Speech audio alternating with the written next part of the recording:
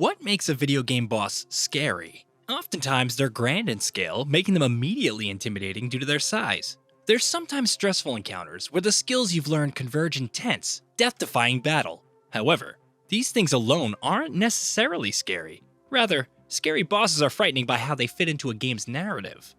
They're the culmination of tension built up throughout a game's story arc. Worse still is they're frequently human-like in appearance too, or at least displaying a long-forgotten shred of a human, be it mutilated, scarred, or evil. Ogress, Neo. According to Japanese folklore, the word yokai is comprised of words meaning attractive and apparition. These yokai spirits aren't necessarily malevolent either. Some are friendly or helpful. None of this is the case with Ogress, though, whose blood-strewn tears and tormented cries tingle the spine of many a warrior who encounter her. And that's just before her vicious nails and demonic horns are revealed to the player. Her most defining feature, perhaps, is her face. Her pained expression permanently planted, hinting at centuries of despair, rendering her a grudge-filled apparition brimming with vengeful sadness. Jeff, Half-Life, Alex.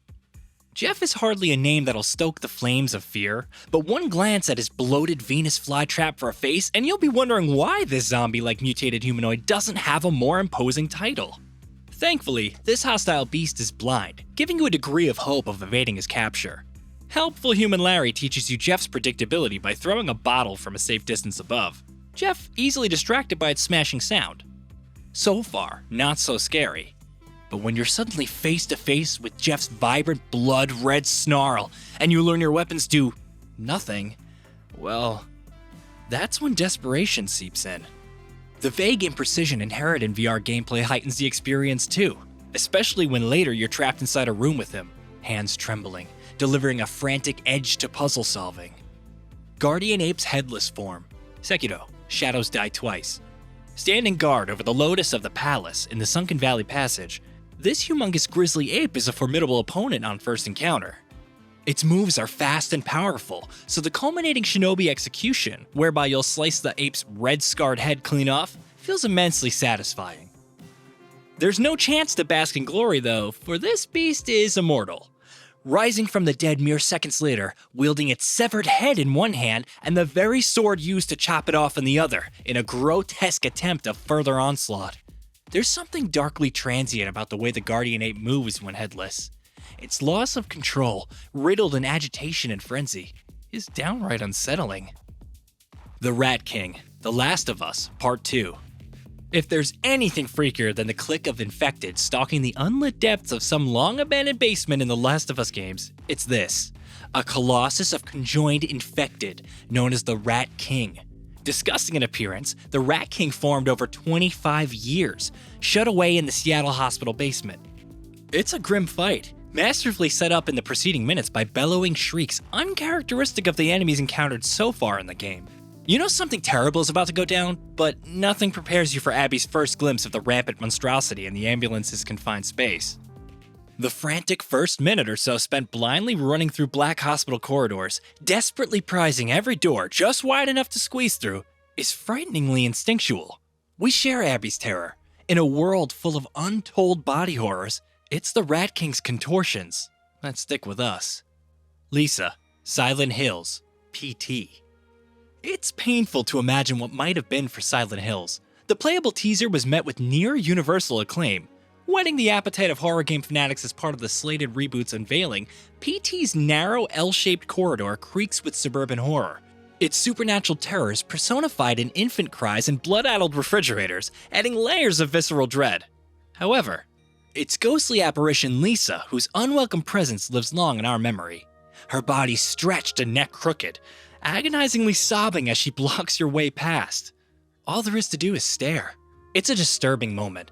You'll only encounter her a handful of times throughout PT's short runtime, so whilst not a boss encounter on the truest sense of the word, the hairs stand on the back of our neck knowing she's always close and always watching.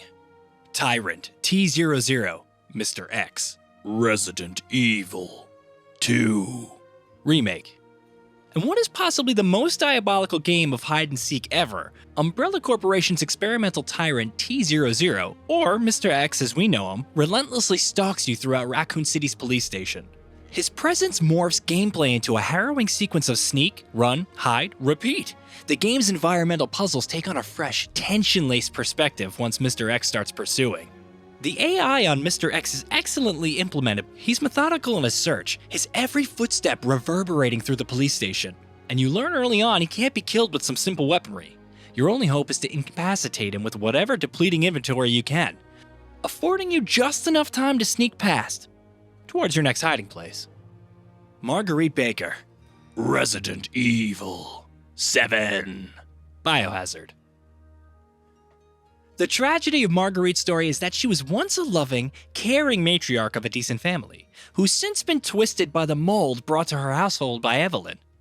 Her once kind soul is long gone before Ethan's arrival. For now, her body harbors this revolting ability to produce mutilated insects.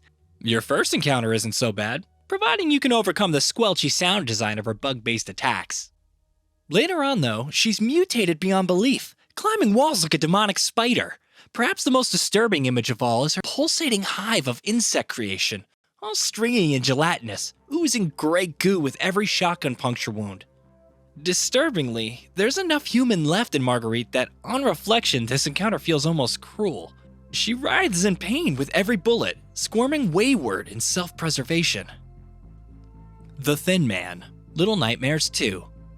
Bearing more than passing resemblance to uber-creepy Slender Man, the Thin Man is similarly featureless, adorning smartware with a calm, unsettling presence. And I emphasize this is the spookiest thing. He's relaxed in his pursuit. After appearing sporadically throughout the Pale City's TV screens, he finally emerges, bony fingers first through a television set, effortlessly paralyzing poor Six, who he swiftly abducts into a TV void. Mono struggles to evade his capture too. His ability to glitch forward like static between TV channels means he's practically impossible for him to escape. His elongated shadow is always just over your shoulder, in arm's reach. The Gaping Dragon, Dark Souls. The video game bosses on this rundown resemble humanity, at least in its vaguest form.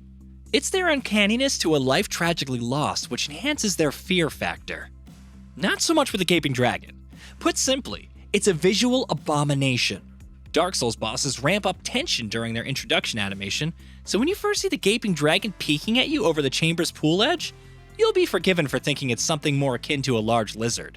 Upon full realization of its gargantuan size, complete with exposed spindly ribcage, arched back, and leaking acid, it's fair to say this is a rather intimidating creature. The only saving grace is the Gaping Dragon is mercifully on the easy side to defeat, meaning we don't need to spend too long in the company of that hair-raising ribcage. Ugh. Scarecrow, Batman, Arkham Knight. So, we don't actually engage in fisticuffs with Scarecrow by the end of Batman Arkham Knight. Instead, we're subjected to the consistent psychological torment with which Scarecrow is famed throughout the game's runtime. He is consistently prodding, poking Batman's inner fears, provoking his worst phobias with his specially formulated fear-inducing toxin. You see, once Scarecrow discovers your greatest fears, it becomes his key to controlling you. For Batman, he fears reducing himself to a murderous villain. He's scared by Gotham citizens losing hope, by his loss of symbolic importance should his identity be revealed. It's a toxic smog of paranoia, which Scarecrow so masterfully aggravates. Plus, his look, complete with creepy bag masking his face, makes him one of the most frightful opponents in Gotham City.